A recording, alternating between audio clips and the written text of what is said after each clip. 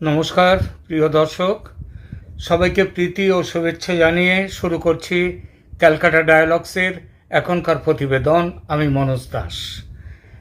এখনকার আলোচনার বিষয় ইউনূস সরকারের পতনের পেছনে তার পাকিস্তান প্রেমের ভূমিকা।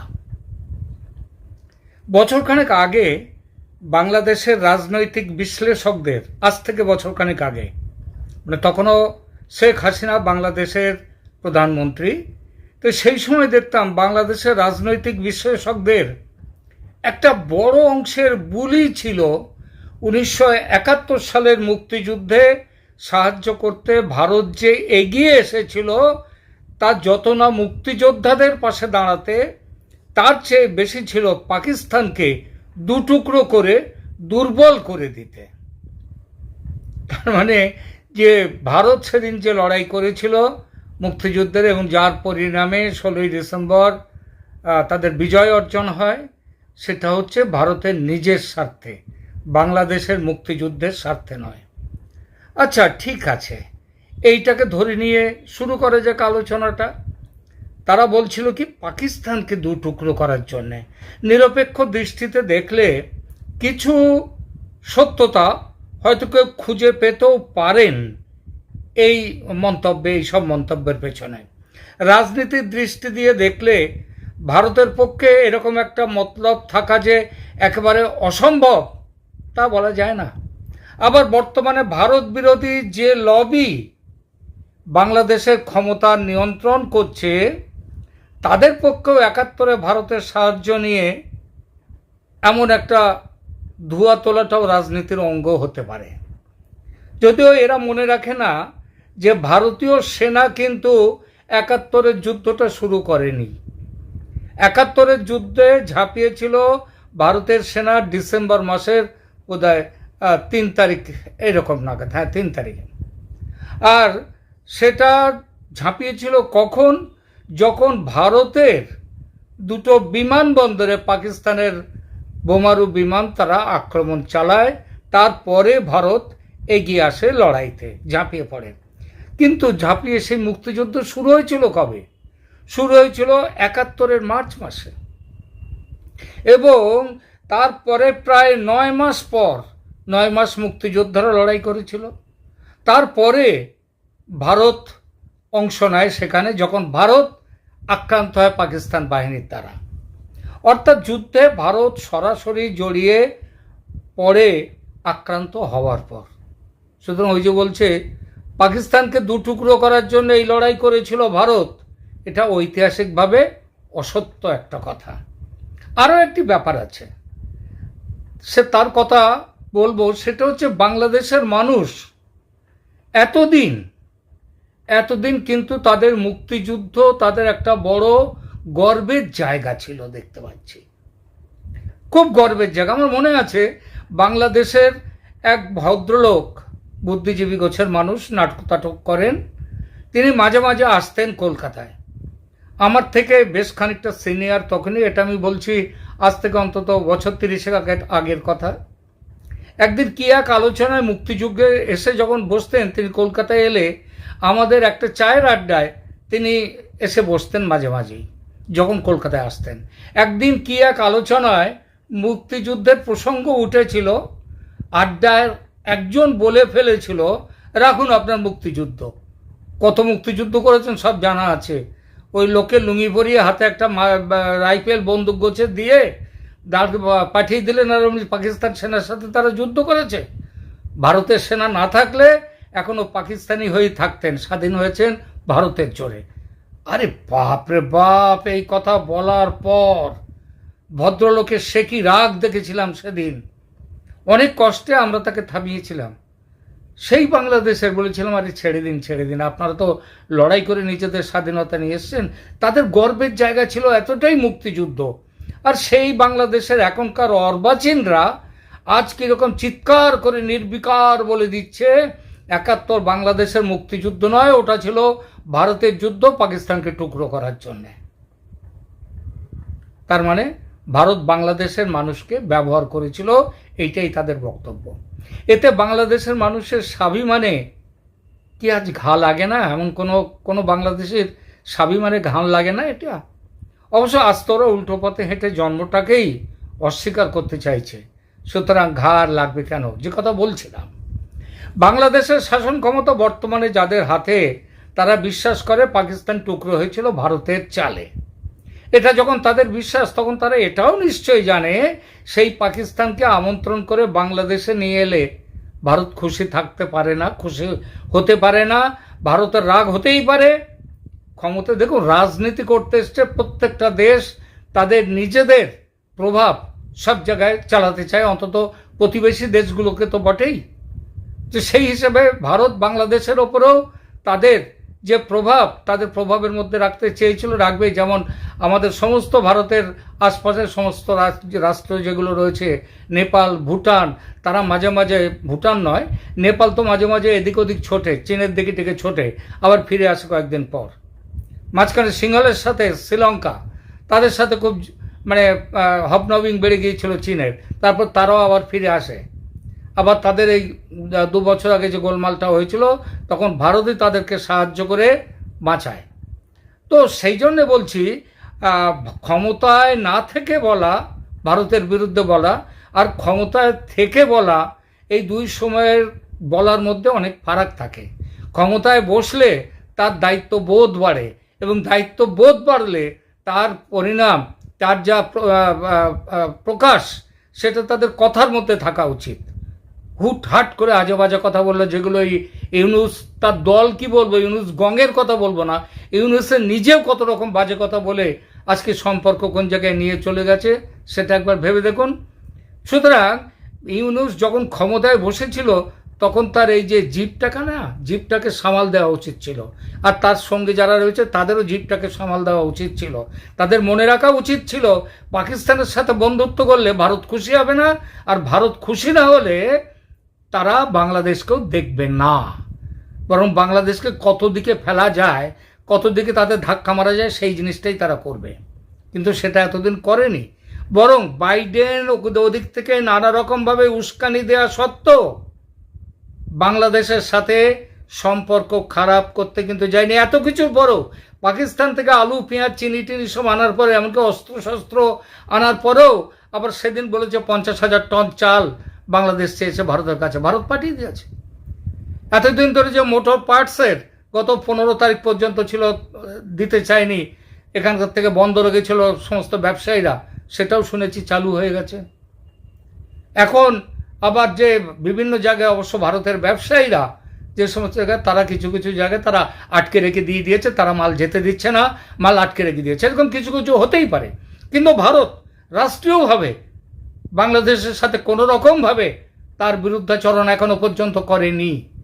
কিন্তু বাংলাদেশের শাসক, তাদের যে বড় এক কি উপদেষ্টা না উপদেষ্টা কি জানো, সেই মাহফুজ আলম, সেটা এক নতুন ম্যাপ করে দিয়েছে।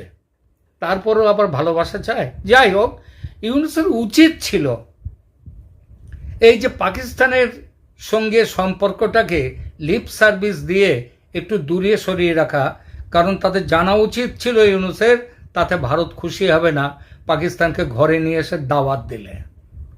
আর ঠিক সেইটাই হয়েছে আজকে। কিন্তু বোকা আহমক ইউনুস সরকার করলো উল্টোটা, ভাব করতে গেল পাকিস্তানের সঙ্গে।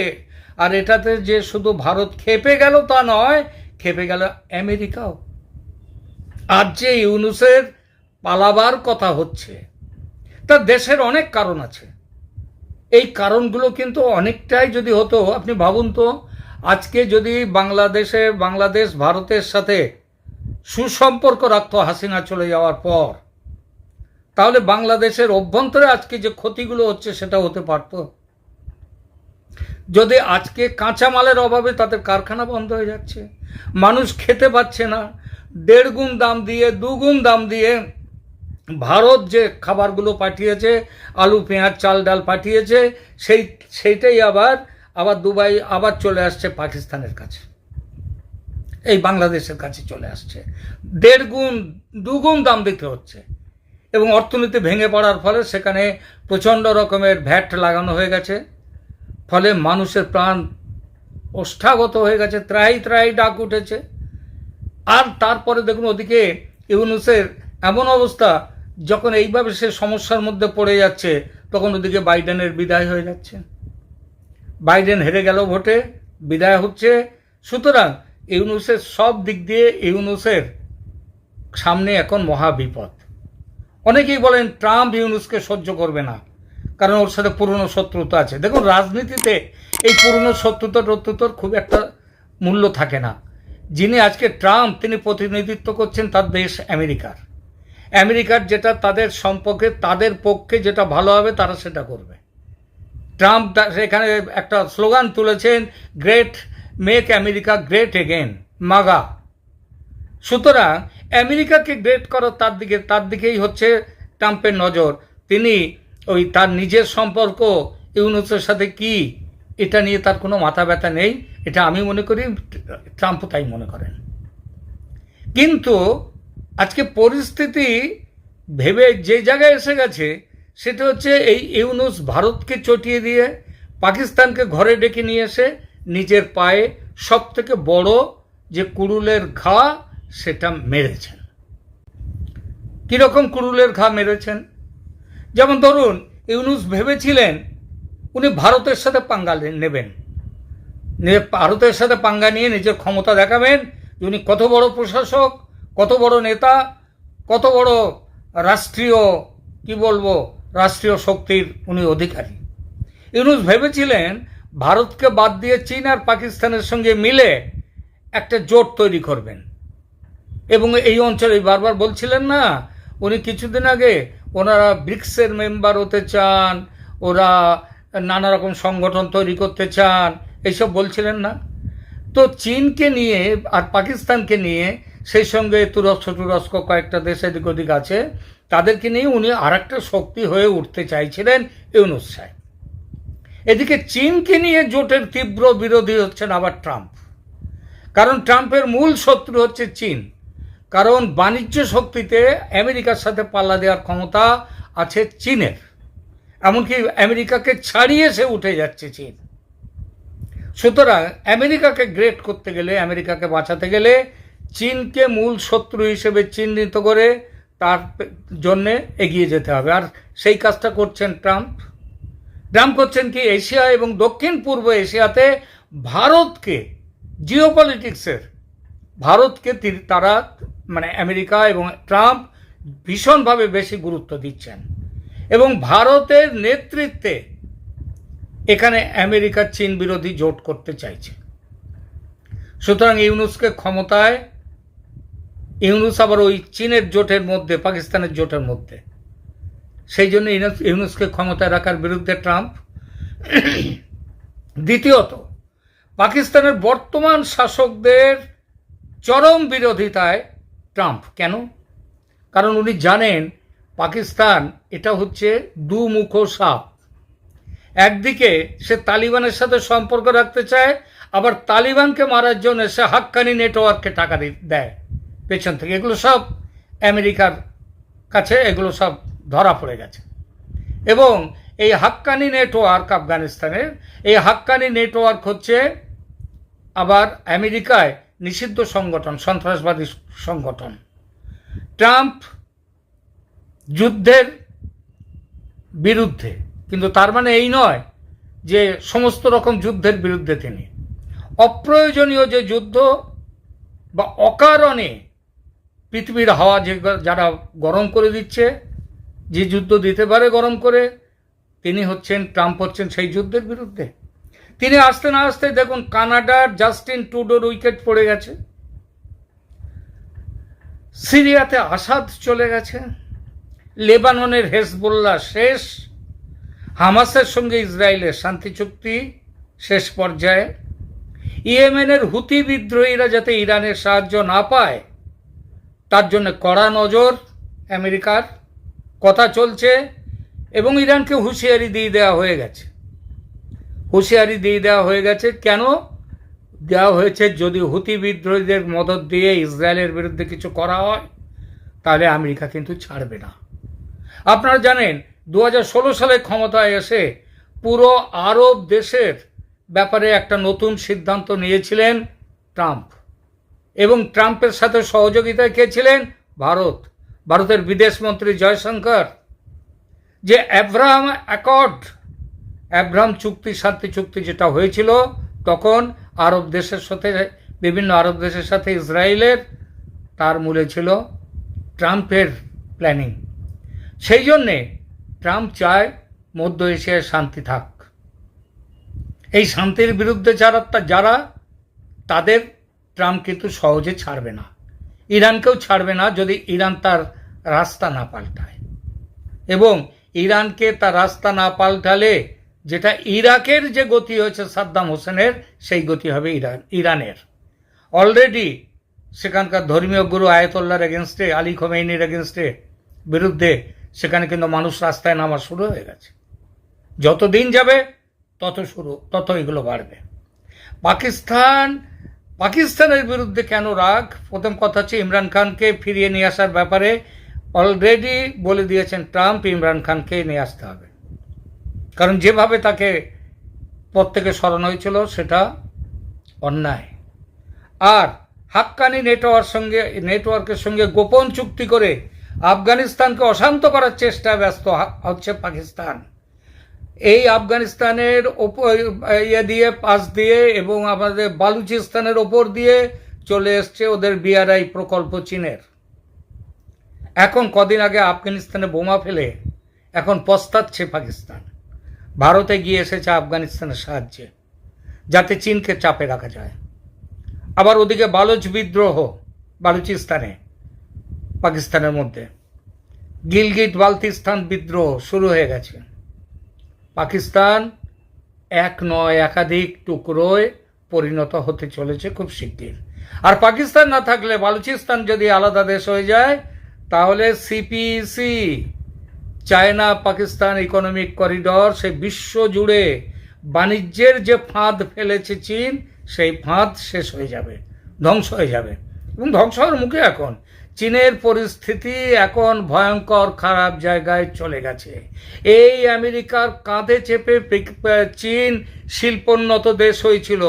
চীন সেখানে পেয়েছিল তাদের যত মূলধন পেয়েছিল, সমস্ত আমেরিকার শিল্পপতিরা গিয়েছিল সেখানে, তারা সব উঠে আসবে ভারতে। এই পরিস্থিতিতে বাংলাদেশের উচিত ছিল ভারতের সাথে সুসম্পর্ক রাখলে, যদি ঠিক, আসলে ওরা তো কেউ রাজনীতি জানে না, রাজনীতি করে না, ভোট করে এসছে, এনজিও করে এসছে, টাকা মেরে এসছে, সুদ খেয়ে এসছে, সরকারের টাকা মেরে দিয়েছে। দুদিন পরে আসতে না আসতেই নিজের 666 কোটি টাকা ঘুষের টাকা, করের টাকা, চুরির টাকা, সেটা মামলা বাতিল করে ফেলে দিয়েছে এই মোহাম্মদ ইউনূস। এভাবেই হবে আজকে ভারত। সেই জন্যে যদি ভারতের অন্তত সাথে সম্পর্কটাও ঠিক রাখতেন ইউনূস, তাহলেও ভারতের তার নিজের অন্তত ভালো হতো, ভালো হওয়ার একটা রাস্তা ছিল, কিন্তু তা হলো না। এই পরিস্থিতিতে এখন একটা জিনিস, এই যে মেক আমেরিকা গ্রেট এগেন মাগা প্রকল্প, এই প্রকল্পে কিন্তু যেহেতু চীনকে আটকানোর জন্যে রাশিয়াও কিন্তু, যতই আমেরিকার সাথে রাশিয়ার এবং ট্রাম্পের, পার্টিকুলারলি রাশিয়ার সাথে আমেরিকার ট্রাম্প প্রশাসনের একটা সুসম্পর্ক আগের বারেও ছিল, এবং যার জন্য প্রশ্ন উঠেছিল যে ট্রাম্পকে সেবার নাকি ভোটে সাহায্য করেছিল রাশিয়া। এবারও রাশিয়া ট্রাম্পের সাথে থাকবে, ইউক্রেন আমেরিকার যুদ্ধ বন্ধ হবে, এবং আমাদের এইখানটা থেকে ইউনূসকে চলে যেতে হবে। আর যে বাংলাদেশ একটা 18 কোটি মানুষের দেশ, সেই দেশকে এইভাবে ফেলে দেওয়া যায় না। যে দেশ এগিয়ে চলছিল, এই সমস্ত এগিয়ে যাওয়ার পথে যে বাধাগুলো এসছে, বাধাগুলোকে সরিয়ে সেটা আবার ঠিক পথে এগিয়ে নিয়ে যেতে হবে ইউনূসকে। ইউনূস যদি ঠিক পথে চলতো, হয়তো তাকে বাঁচানোর একটা চিন্তা হয়তো কেউ করতে পারতো। কিন্তু আজকে ওর এই পাকিস্তান প্রেম ভারতকে ইউনূসের একেবারে বিপরীত মেরুতে ফেলে দিয়েছে। ইউনূস তাই পালাবার দিন খুঁজছে, ফিকির খুঁজছে কিভাবে পালাবো। আজ এখনকার মতো এই পর্যন্তই, দেখা হবে পরের প্রতিবেদনে। ভালো থাকবেন, ধন্যবাদ।